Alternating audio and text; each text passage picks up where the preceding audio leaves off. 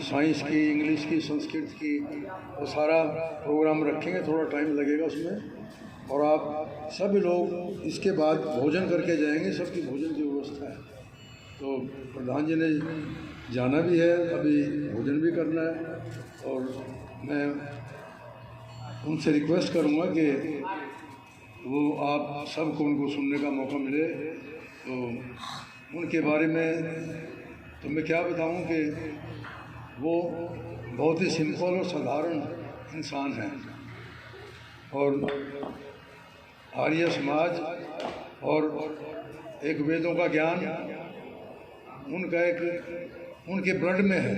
वो आप सुनेंगे तो आपको खुद ही पता लग जाएगा एक कितना ईमानदारी, सच्चाई और डेडिकेशन और पुरुषार्थ के साथ ये हमारी लगभग 1000 संस्थाएं, जिनमें 1 लाख से ऊपर स्टाफ काम कर रहा है आज हिंदुस्तान के अंदर। विदेशों में भी मांग है कि जी यहाँ भी हमारे यहाँ डीवी स्कूल खुले, लेकिन प्रधान जी जो भी काम करते हैं वो लीगली करते हैं। इलीगल, अनलॉफुल कोई ऐसी एक्टिविटी नहीं करते कि हमें। मैंने भी उनसे रिक्वेस्ट की कि जी विदेशों में भी, अमेरिका, इंग्लैंड में भी लोगों की डिमांड है कि यहाँ भी आपके डीवी स्कूल होने चाहिए, लेकिन वो उसमें फॉरेन एक्सचेंज का चक्कर पड़ता है। फिर कहीं गलत तरीके से कहीं पैसे लेने देने पड़ते हैं, जिस चीज़ को वो उस एक जो सच्चाई का और ईमानदारी का जो रास्ता है हमारा, एक हम जो डीएवी की संस्थाएं एक संस्कार और संस्कृति, एक अच्छा इंसान बनाने की जो एक हमारी परंपरा है, उसमें बाधा आ जाएगी। इसलिए हम बाहर के विदेशों में, वैसे वहाँ के लोग खोलें, हमारे आर्य समाजी बाहर भी विदेशों में बसे हुए हैं, वहाँ डीएवी स्कूल चलाएं। लेकिन हम यहाँ से अपनी जो इंडिया की ये हमारी संस्था है, जिसके प्रधान ji all India college managing committee के प्रधान हैं, उसके अंडर जितने भी स्कूल कॉलेजेस हैं, उसमें कोई ऐसी एक्टिविटी नहीं होती कि जिसको हम कोई गैर कानूनी कह सकें। और हमारी सारी संस्थाएं एक से एक बढ़कर, मेडिकल में, इंजीनियरिंग कॉलेज में, आईआईटी में, बच्चे विदेशों में जाकर एक उन्होंने नाम चमकाया डीएवी का। खेलों के अंदर भी इतने रिकॉर्ड बने हैं। हमारे जो प्राइम मिनिस्टर पड़े हैं, जो प्राइम मिनिस्टर रहे हैं, डॉक्टर मनमोहन सिंह, अटल बिहारी वाजपेयी, वो भी डीएवी स्कूलों के प्रोडक्ट हैं। इतने मैं नाम अगर गणवाने लगूँ, महात्मा हमारे सरदार भगत सिंह, लाला लाजपत राय, ये सारे डीएवी की देन है ये लोग। तो मैं प्रधान जी से, अपने यशस्वी प्रधान जी से ये रिक्वेस्ट करूँगा कि वो 10 मिनट कम से कम हम बच्चों को अपना संबोधन, आशीर्वाद दें। प्रधान जी।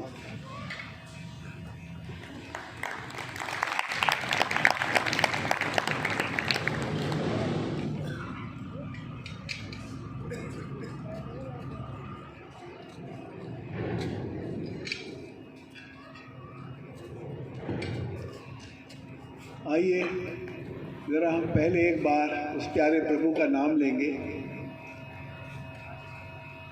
क्योंकि मैं यहाँ जब आया हूँ, मेरा एक दिल से ऐसी एक आवाज़ उठी, मैं चाहता हूँ कि मैं उसके बारे में कुछ बताऊँ।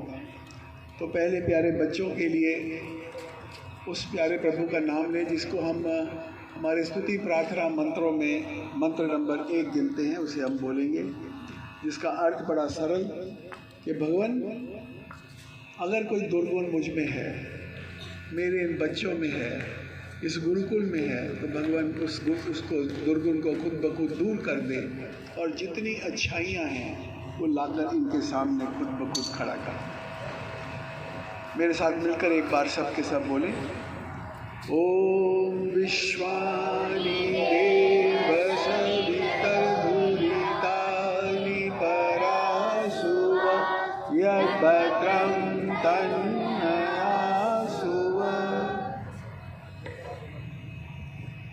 आदरणीय जस्टिस प्रीतम पाल जी,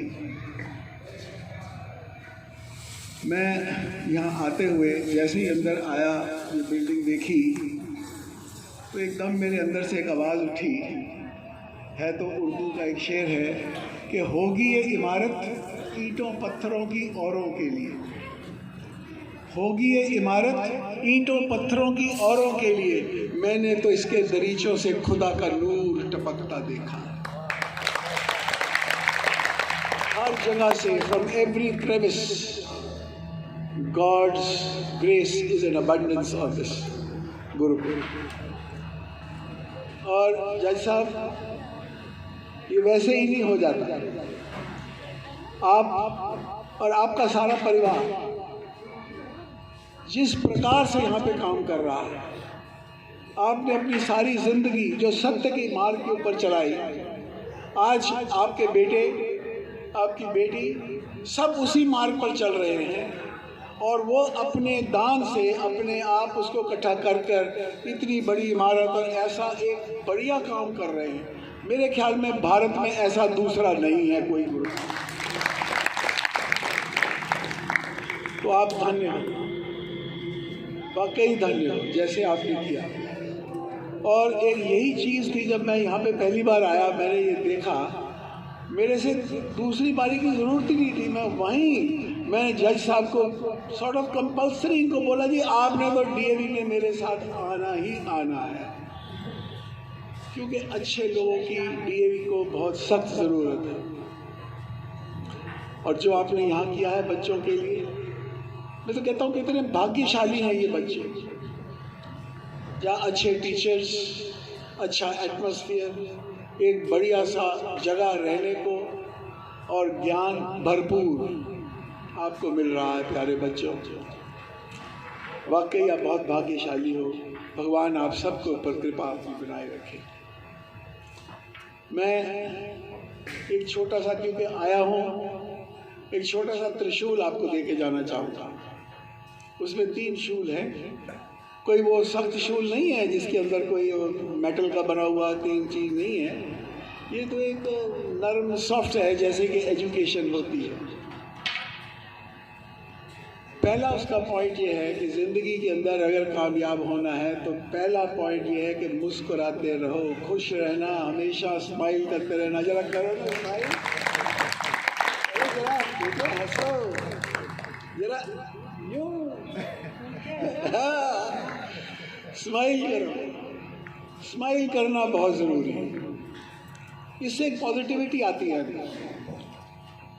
और ये पॉजिटिविटी ही दुनिया में आपको आगे बढ़ाती चली जाएगी। नेगेटिव ख्यालात खुद ब खुद दूर हो जाते हैं। और एक ऐसी चीज़ है, पीछे कोविड आया था, आपने सबको महसूस किया, सबको अंदर कहीं ना कहीं पे इफेक्ट भी हुए। उसके बारे में कहा जाता है कि वो बहुत इन्फेक्शस था, लेकिन कोविड की इन्फेक्शन को भी अंदर आने के लिए ब्रीदिंग डिस्टेंस के अंदर होना पड़ता था। लेकिन ये जो स्माइल है, ये ऐसा इन्फेक्शस है कि मैं यहाँ स्माइल करता हूँ, वो जो लेडी सामने बैठे वो स्माइल करने लग जाते, इतना इन्फेक्शस है, एकदम इन्फेक्शन फैलती है। और आप जो बैठे हैं यहाँ पे, अभिभावक हैं, यहाँ के आर्य समाज के लोग हैं, आप सब जानते हैं, अगर भगवान ना करे कहीं जाते हुए, कुछ करते हुए, कोई स्कूटर पे, मोटरसाइकिल पे, गाड़ी में, कहीं पे कोई थोड़ी सी किसी के साथ लग जाए, तो आपके पास 2 ही तरीके हैं। एक तो ये शीशा नीचे करो, दूसरे को गाली निकालो, दिखता नहीं है तेरे को, और 99% वो भी वैसे ही वापस गाली निकालेगा। लड़ाई होगी, मामला जज साहब की अदालत तक पहुंचेगा। दूसरा, मुस्कुरा दो कि भाई मेरे, जानबूझ के तो करता कोई नहीं, हो जाता है, गलती हो जाती है, एक्सीडेंट है, कभी कभी हो जाता है। और 99% दूसरा भी वापस मुस्कुरा देगा। जब तक कोई खास आई, कोई सड़ा हुआ ना हो, वो भी वापस मुस्कुरा देगा। और मुस्कुराहट से दोनों के दिन जो है अच्छा बीत जाता है।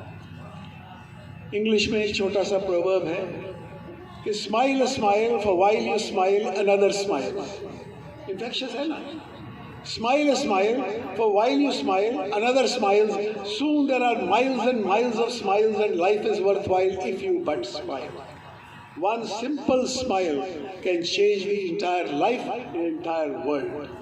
तो मुस्कुराना कभी मत छोड़ना बच्चों, कुछ हो जाए, कुछ भी हो जाए, आपको कभी आपके टीचर, कभी मास्टर जी गुस्से भी हो ना, मुस्कुरा देना वापस, वैसे ही गुस्सा ठंडा हो जाए। दूसरा जो पॉइंट आपको कहूँगा कि कभी छोटा मत सोचो, हमेशा बड़ा सोचो। थिंक बिग, कभी भी कोई छोटी चीज करने की नहीं, कोई भी ख्यालात छोटा छोटा नहीं, बड़े ख्यालात, बड़ी बातें करो।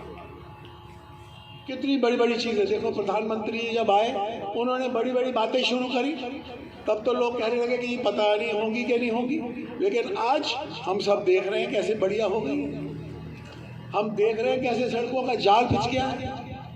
जहाँ जहाँ सड़क बनती, मुझे मालूम है, हमारा कॉलेज है कोटखाई में, स्कूल भी है वहाँ पे हिमाचल में, 26 साल हो गए थे वो सड़क नहीं बनती थी। गडकरी जी एक विजिट पे गए, एक विजिट पे, और 6 महीने में वो सड़क बन गई, जो कि 26 साल से नहीं बन रही, क्योंकि पॉजिटिविटी। और वहाँ पे जाके उन्होंने सोचा, बड़ा सोचा, छोटा नहीं सोचना। 250 किलोमीटर की सड़क है, बनेगी 6 महीने में बनेगी, और उन्होंने बना के दिखा दी। बड़ा सोचो। मैं आपको बच्चों एक बात बताऊं, मेरे को याद आ गई, कल भी मैं सुना रहा था किसी को कि एक बारी एक सड़क पर एक भिखारी बैठा था। अब उसका पैसे तो थे नहीं, तो वो ज़मीन से ऐसे ही हाथ करता था, मुंह में डाल लेता था, ऐसे करता था, मुंह में डाल लेता था। उधर से कोई पठान निकला, पठान ने कहा भाई क्या कर रहा है? उसने कहा जी कि मेरे पास पैसे नहीं थे, तो मैं सोच रहा हूँ कि मैं चने खा रहा हूँ। उसने कहा सोच रहा है तो पिस्ता खा, चने क्यों खाता? बड़ा सोचो। तीसरी बात, हर पल हर समय आपका जो उस परम पिता परमात्मा पर विश्वास है वो बढ़ता चला जाए, बढ़ता चला जाए, बढ़ता चला जाए। याद रखो वो हर वक्त आपके साथ है, हर पल आपके साथ है।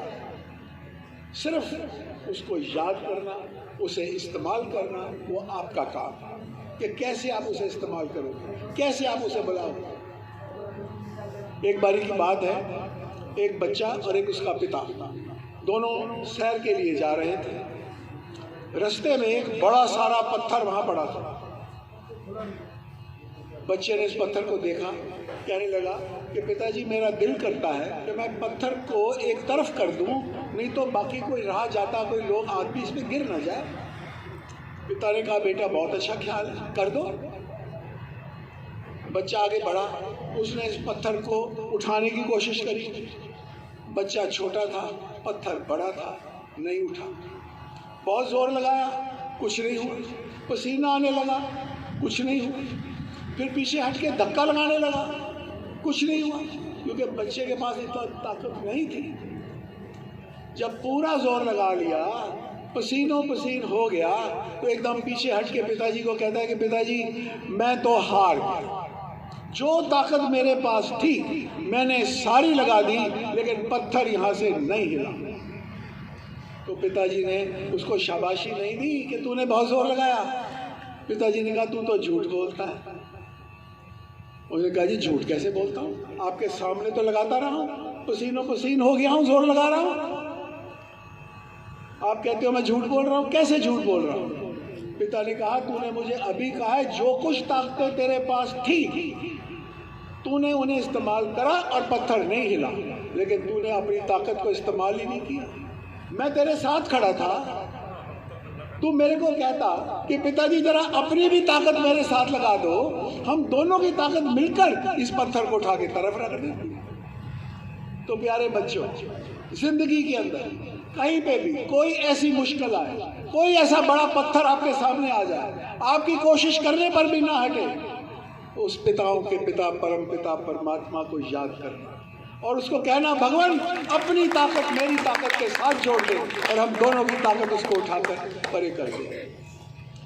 तो इन्हीं शब्दों के साथ मैं एक बार जज साहब आपका तहे दिल से धन्यवाद करता हुआ कि आपने एक ऐसी चीज़ बना दी है यहाँ पे, वाकई needs replication all over the world. बहुत कमाल की चीज़ आपने करी और मेरे को देख के बहुत दिल खुश हुआ, बच्चों के कार्यक्रम वगैरह देखकर। तो मैं ये प्रार्थना करता हूँ कि आप सब खुश रहो, खुशहाल रहो, आबाद रहो, आज़ाद रहो। जय हिंद। प्रधान जी का बहुत बहुत धन्यवाद। गागर में सागर भर दिया। यही बड़े लोगों और शिक्षाविद लोगों की यही पहचान होती है, थोड़े में बहुत ज़्यादा कह देते हैं। परमात्मा से प्रार्थना है ऐसे लोगों को हमेशा ही स्वस्थ रखते हुए और दीर्घायु करें। अच्छा, सभी मेरा अतिथि महानुभावों से अनुरोध है कि आप लोग बैठे रहेंगे, कार्यक्रम चलता रहेगा। प्रधान जी को निकलना है, इसलिए वो जाएंगे।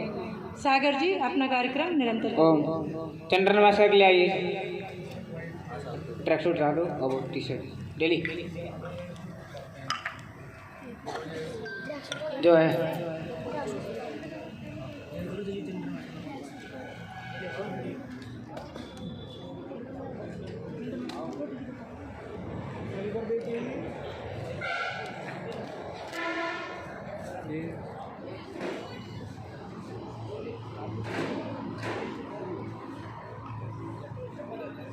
सामने हम इधर रुक जाते हैं, फिर रेस करके जाते हैं।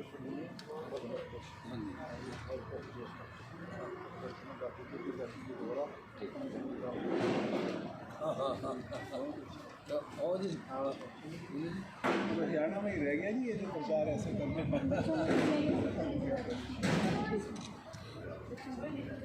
हाँ जी सर। ये योगाचार्य हैं जो इन्होंने कैंप लगाया जी, 8 दिन यहीं बच्चों के साथ तैयारी करने लगे।